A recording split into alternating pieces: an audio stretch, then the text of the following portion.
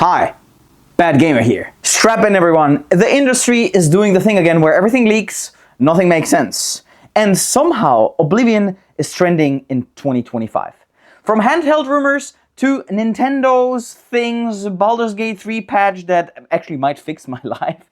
This week's news is spicy, so grab your emotional controller and strap in for your favorite segment, Bad Gamer Weekly.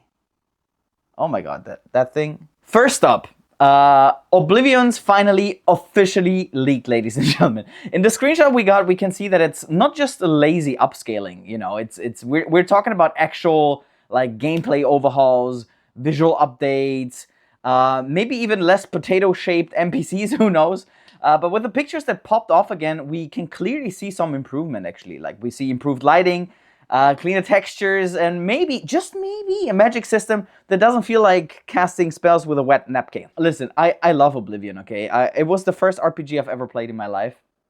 And it was during times where my friend and me were sharing a PC, actually. He was on the keyboard and I was like on the mouse, and we experienced couch co-op in a different way.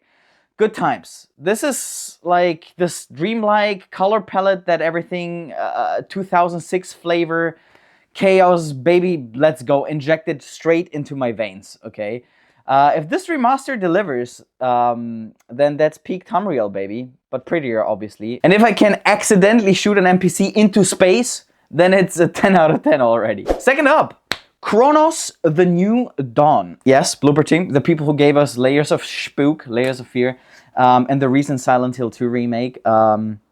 They're working on a mysterious new project, which is called Chronos, the New Dawn. Well, it's not really mysterious anymore, but not much is known. But I can share with you what they're saying on the official game website. Chronos, the New Dawn is a pulse-pounding third-person survival horror game that throws you into the heart of deadly struggle against overwhelming foes, all while uncovering the mysteries of a twisted time travel story. So yeah, this might be cool, man. It looks cool.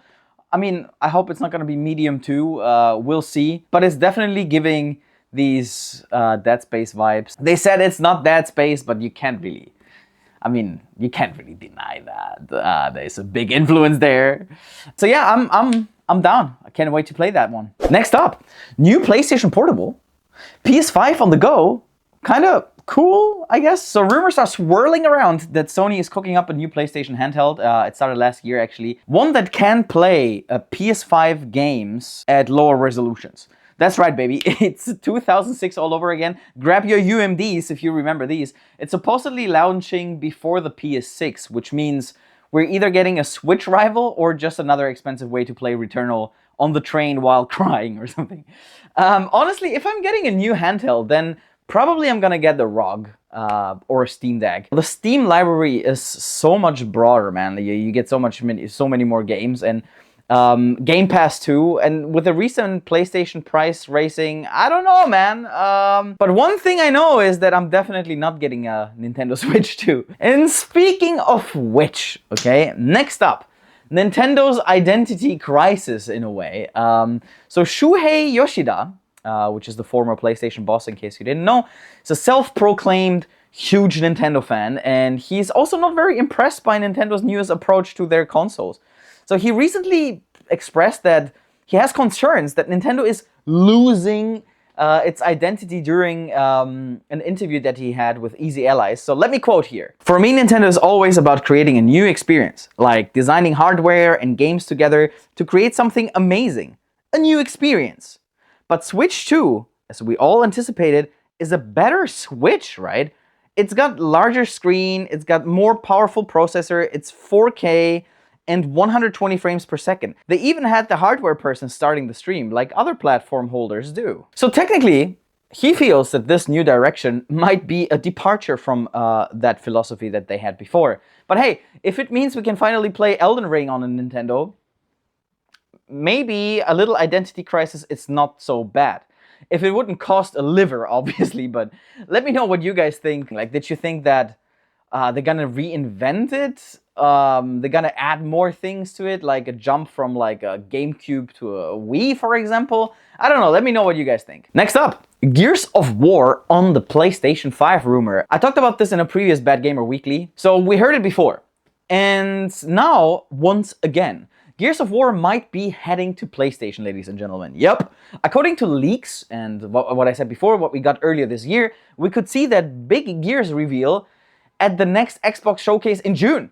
And it might not stay Xbox exclusive. Now, I don't know how fanboys are gonna handle this, probably like they always do, badly. But if it means I get to chainsaw some alien dudes on my DualSense with haptic feedback and all of that, I'm here for it, man. I personally had a very late entrance into the Gears of War universe. As a matter of fact, it was last year where I played all of them for the first time.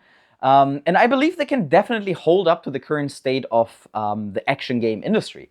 Why? Because especially after we saw how well Space Marine 2 sold in 2025, you know, that's good stuff. And if that's actually true that it's coming to PlayStation 5, and you never played because you didn't have an Xbox or something, don't miss out on these, they're really fun to play. Now, last up, in case you missed it, Baldur's Gate 3 patch, if 10 out of 10 wasn't enough, you know, Larian looked at their 10 out of 10 game and said, let's go for 11, guys. The new patch for Baldur's Gate 3 is so packed with quality of life updates, it's kind of crazy.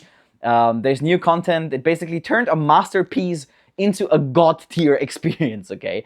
They fixed bugs, they added new endings, improved companion interactions. Like if you like dating Asterion, it got even thirstier probably, and I didn't know that was even possible. But if you haven't played it yet, man, what are you doing? Stop watching this right now. Stop watching me. Go and play it right now. So yeah, that's your Bad Gamer Weekly rundown, ladies and gentlemen. Oblivion's getting pretty. Nintendo's confused like always. And Baldur's Gate 3 just became sentient. So yeah, if you like it, like, sub, slap that bell, or don't, I'm not your mom. I'll see you next week.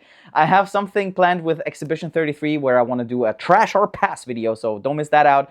And of course, we're going to continue with our Karma Play Part 2. So if you don't want to miss that out, subscribe, and I'll see you on the next one. Bad Gamer out.